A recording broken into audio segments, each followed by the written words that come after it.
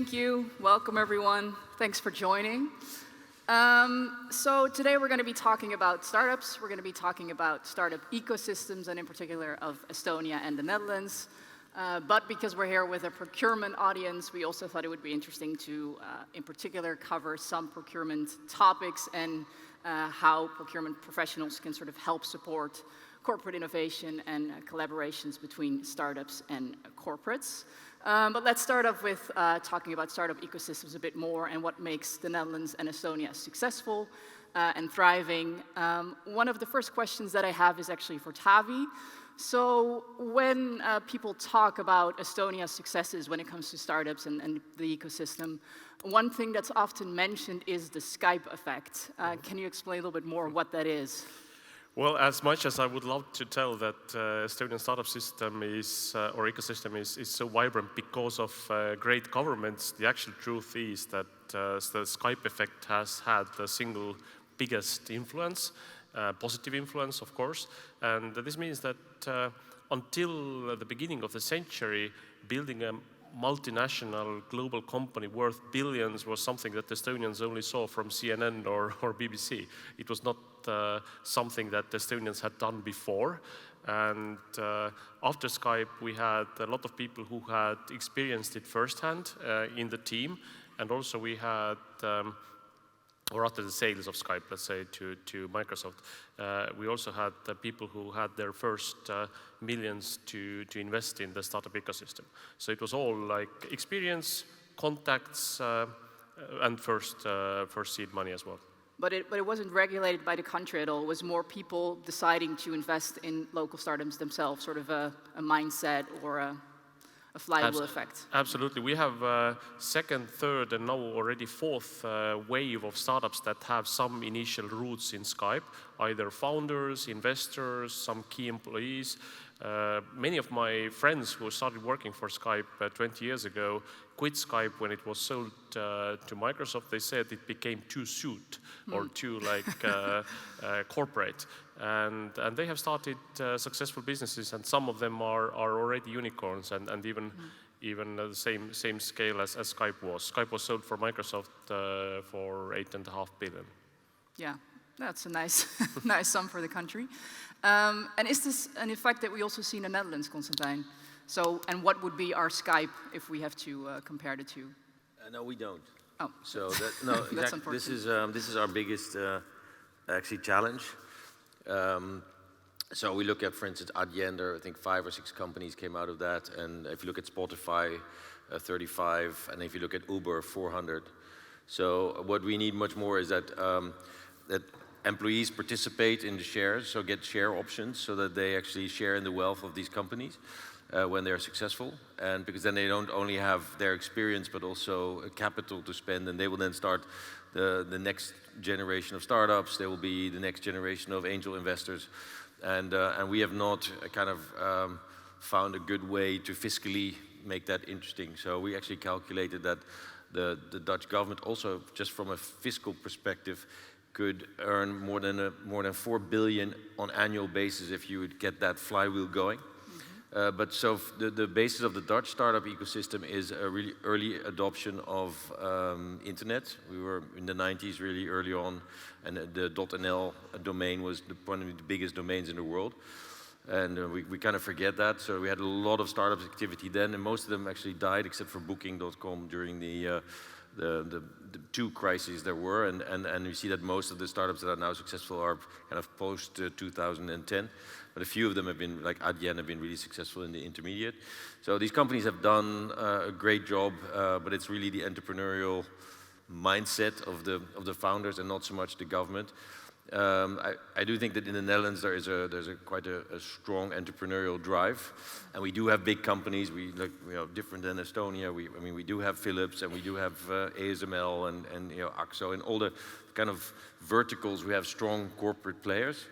And that's a blessing, but there's a negative side to that as well. That these corporates are very vested, so there's less of a kind of a startup play that is the more disruptive innovation that you would like to see, And we might get to this later, actually, if you can get a dynamic interaction between startups and these corporates, then that can be quite a winning formula.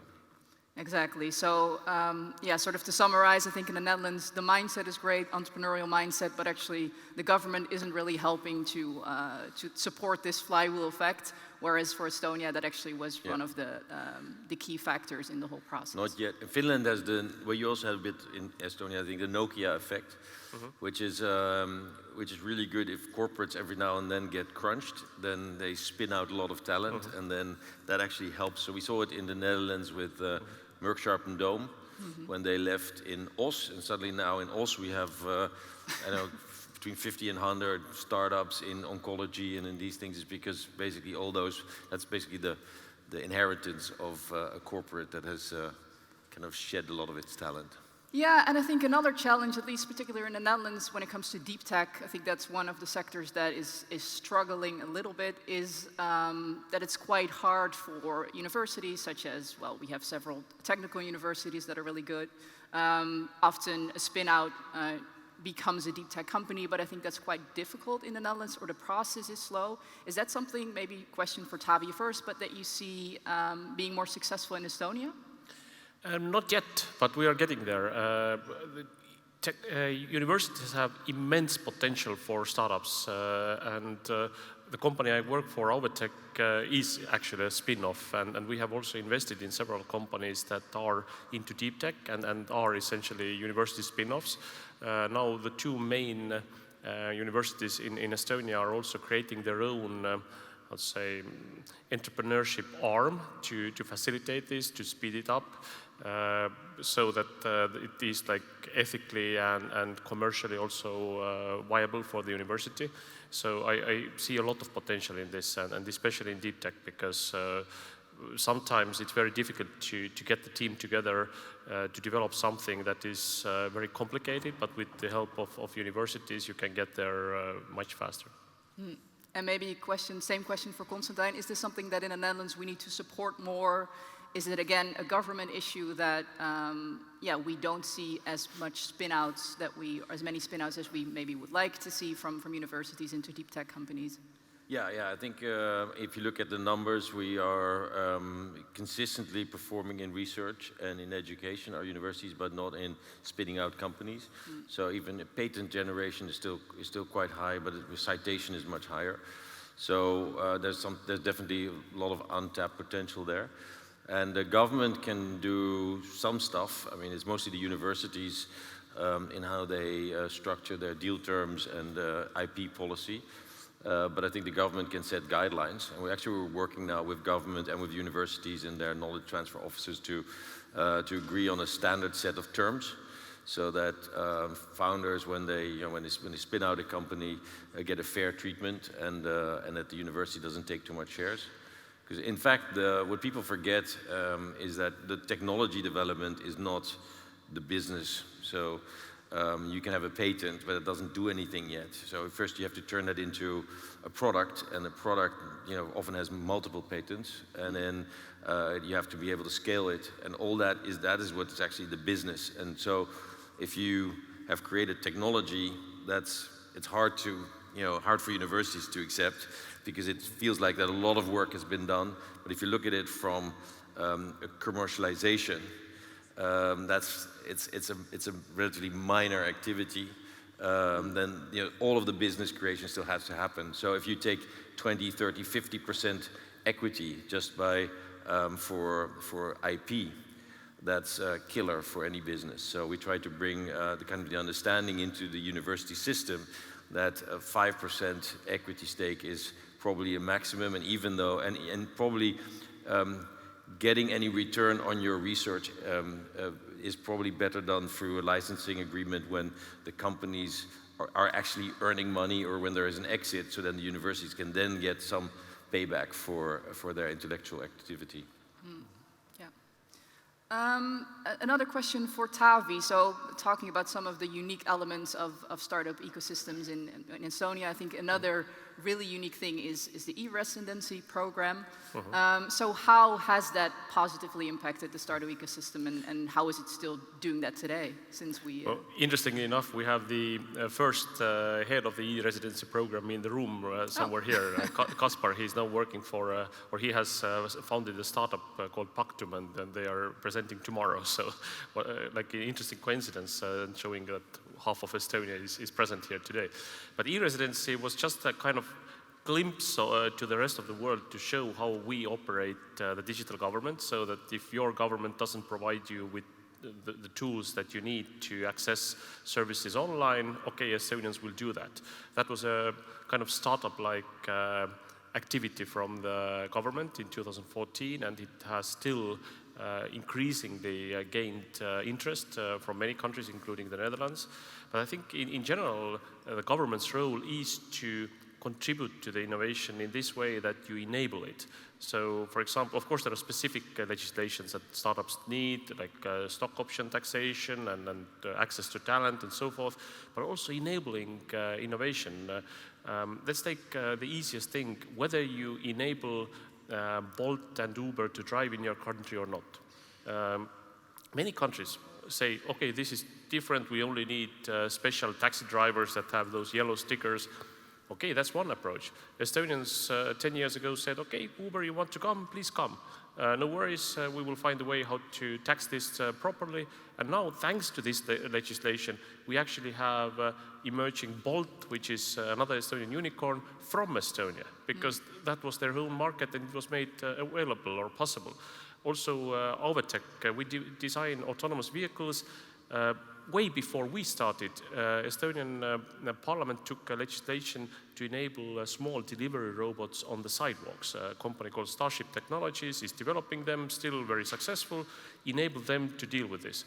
Now our company is benefiting from the same regulation, and we cannot possibly become successful if we cannot test in our home grounds. Also, I have to compliment the Netherlands. We have had several commercial projects here already, and Netherlands are very favorable. And even more so, just a week ago, we had your brother, the king of Netherlands, taking a ride in this autonomous vehicle. So this shows that at the highest level, the Netherlands is very open to innovation. Still, I think it could be a good business model for Estonia to do government as a service. Then we could just basically hire you guys to lead us. well, yeah, Mark Rutte wouldn't probably accept maybe that. Maybe the two of you should talk after this. Well, you can just get as much government as you need, right? So. Yeah, but in a way, I mean, digital services can be replicated in other countries as well, and you really don't need to do paper documents anymore. Like most of the private sector, including banking, including booking your hotel room, including booking your flight tickets, it's all online. Why on earth should government services be any different? And you just need secure and safe tools and some trust to the government, which the latest is always the most difficult to achieve, but it's still possible. Yeah, but then a serious question, is this something you ever see happening for the Netherlands? E-residency? Every other, digital nomad entrepreneur in the world would be a resident of the Netherlands if they want to? No. No. Okay. But I mean, I would be very happy if we would. Or just what is nice is the mindset, yeah, because maybe then what would be the key hurdle for us to overcome, or what would stop us from... It's our migration policy. There's always we're always concerned about will not be acceptable by that party or by that party. We have so many coalition parties that it's very hard to do anything which is a bit more radical. And so what I like about Estonia is the mindset. Basically just do it and it's you have your EID and other things that have become part of the national identity, literal identity, cultural identity as well. And I remember former President Ilves, and he would always come with his CIO, and they would talk tech. This was already 10 years ago. And it was amazing what Estonia has done, and it has now translated. So that was all in the government. So they really transformed the government into a digital government with relatively high trust. And then from that, now it's also becoming a tech powerhouse, producing many companies for a really small country with a very small base. I mean, you have 1.2... 1.3, yes. 1.3 it's million. almost the same as India. 1.3 billion they have, we have million. A lot of One new letter residents difference. all over the Yeah, world. no, but it shows, also a country like Israel, it shows that if you do it right, there's massive potential that can be achieved, and the Netherlands has it all. I mean, we're really strong in many really key sectors, so there's no reason why we wouldn't be outperforming, whichever. It's just that we need to set that ambition, and then we should have a government that actually pulls together around certain, key objectives. So if you have a vision, then you can start directing all of those instruments towards that vision. And we just basically have a lot of instruments, and they all do little things, and we're all over the place. But if we would do everything like we're dealing with water, so water for us is an existential threat. So then we put aside money. We've got everybody is aligned to deal with that purpose, and we need to do the same with our energy. We need to do the same with our food transition and those kind of things, and then we can be really much more powerful. Yeah. But so Okay. we'll. Otherwise, we just will rent a bit of service government service from Estonia. Definitely. Well, but one difference, of course, is that Netherlands is one of the most successful economies in the world. So there is a lot of corporate jobs for young people, a lot of established companies, and in a way there is less hunger to go and start your own company. So if you have so many good options already to do corporate career, why do this very risky, potentially rewarding, but still very risky and very difficult job of founding a startup? Now, Estonia became independent, independent after 50 years of occupation, only 3 decades ago. And for us, it's like kind of a mindset thing. We need to catch up. We believe that, first and foremost, Finland, that was at the same living standard before the Second World War as Estonia. We see them just across the bay, 80 kilometers from our capital. And we think, okay, we are not lazier than they are. We are not less educated than they are. We should catch up. It should be possible. And of course, it's quite difficult to build a global steel company from scratch. It's much easier to scale with startups. So in a way, for us, this digitalization also at the government level has been this kind of shortcut. Yeah, yeah. So we noticed that it's difficult to communicate that we're trying this. When we're basically showing the US, where you see in the last 10 years the added value on the stock exchange, the massive value, it comes from tech companies. So, of course, we have big chemical companies, and we have all of the kind of established industry, and a lot of people employed there, and that's really important, and we need to and we probably will talk about that as well. I mean, how can these companies stay nimble enough to be able to adopt all these innovations? But we are in a different phase now. We are enabled by internet, data, and AI, and incredible compute power. We're now able to do stuff that we're not able to do before, and that the people that have done really well in the past are not the ones that are probably going to be the ones pushing that forward, because they have all the vested interest to defend, and then all their systems are optimized, and it's much more difficult to grow. And this kind of feeling of urgency, of hunger, is much bigger in a country like Israel, where there really is a lot of existential threat. In the Netherlands, we have water as an existential threat, but for the rest, we are pretty comfortable. Yeah. And it's too comfortable. Yeah, well, bit maybe. lazy. Well, it's good to be in a comfortable position, but now we had the government presenting its plans yesterday, and we felt like there was a bit more urgency now to look at change, and but it is then how do you do that? How do you facilitate change? And in my view, and I think we'll probably agree on this, that entrepreneurs play a big role in that, because the government can do a lot, but it can set the parameters. Corporates can do a lot because they have a lot of abilities and capabilities, but they have also the interest not to disrupt their own business. And so if you want to do new stuff with new technologies, new business models, it's going to come from startups, and that we need to facilitate. Yeah, I think that's actually a nice segue into talking about procurement a little bit more, because I think you already mentioned it a little bit, but I think there is the image that actually procurement is kind of where startup innovation goes to die, if in a process of trying to come up with a collaboration between corporates and startups. Often the process takes really long whenever a startup needs to be onboarded for a corporate. And startups just don't always have that time to wait 3 months, 4 months, a year before the process is done. So what is it that procurement professionals can do, maybe first question for Constantijn, to help empower innovation and to support this collaboration?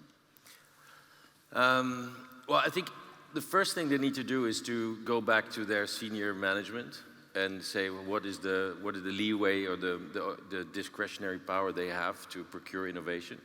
Because you don't want to be procuring something and then hearing from the rest of the company that this was a stupid thing. So you as a procurement officer, you're not paid for risk. And if you are procuring innovative stuff, then it's going to be more risky. So you need to have some kind of autonomy and backing, so mandate. So I think that's most important.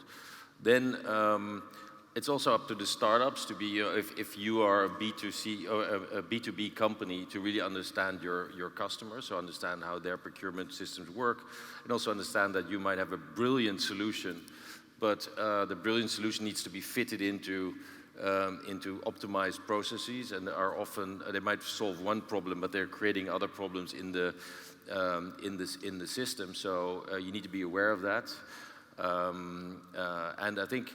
But I think it's kind of a two-way game, whereby the procurement side actually is well aware of what it wants to achieve. It's not doing this for charities, because they actually believe that startups have things to offer that they can't develop in their own R&D with their own R&D capabilities. So that needs to be empowered by senior management, and also the business units need to understand how you integrate these kind of innovations. And on the other side, the startups need to be quite flexible in understanding the needs of the customer, because sometimes startups think, I'm going to disrupt the world and blah blah blah, and my solution is brilliant, but if your brilliant solution isn't bought, then the company is going to die. And then there is something in that relationship that indeed deals with the speed of making decisions and actually paying the bills. So, and I think startups need to put that up front, that if you're going into procurement with a big company, that you understand what your financial risk is, and that you do solid risk management, because this is a kind of a structural thing that happens in nearly all of the deals that are made between startups and corporates. Yeah. But is there any way to speed up the process? Any sort of tangible, concrete thing that can happen to speed it up, or you just have to? I don't know. I guess there are. I mean, you just actually should do case studies and see which companies have done successfully. If it's mostly the corporate that needs to organize themselves. I mean, if you look at Apple and Amazon, these companies are very good in integrating the startups that they're purchasing or that they are working with. So there's also an M&A aspect there, right? So if you work with a big client, it is also a potential acquirer of your business, and these companies are very well aware of those different stages and will communicate with those companies effectively about it. Yeah, just quickly checking time. Last question. So, of course, we talked about Estonia and the Netherlands quite a bit, but maybe a question for Taavi. Is there another small startup nation that you're jealous of, that you would like to copy certain elements from, that you look to for inspiration? Well, I think in principle we should all learn from each other. And there are a lot of good examples. Singapore, Israel has been mentioned several times, of course. Per capita, they are by far the biggest. Also Finland. I think learning from the best practices from each other will benefit us all. And I think in general, Europe has immense potential, and the attention has already shifted. It used to be so that if an Estonian company wants to raise anything above Series A, you need to move your headquarters to Delaware or somewhere in the US or UK. Now it's different. Now VCs are more than ready to come and invest in Estonian-based companies, which is already very, very good news. And I'm sure that this is the same case with the Netherlands as well. And Constantijn, any particular country that you're looking to for inspiration? Startup hub. Can also be a city. Yeah, London or UK, because UK was really pretty backwards in terms of innovation in the 90s, and they've made deliberate policy choices that has put them in a position where they are now. I think Israel is interesting because the same happened there. Very deliberate and consistent policy. Flanders for the Netherlands, I think, so northern Belgium with a focus on biotech and semiconductors. Really strong, consistent policy also through EMEC and VIB. So those are interesting topics. Then Sweden, but also Finland in terms of how pension funds have been actually brought into the system. And then there are others that we look up to, like in France, not because they're doing such a great job, but they have a president who is super enthusiastic about this, and they have a model where you can top-down get things done. And so he's basically been implementing all the policies that we've been suggesting for the last 6 years and been trying to beg our government to do, and he just did it. So kudos to him. Great. Okay, so I think that's all the time we have for the session. Thank you so much. It was super insightful. And yeah, thank you all for joining and for listening.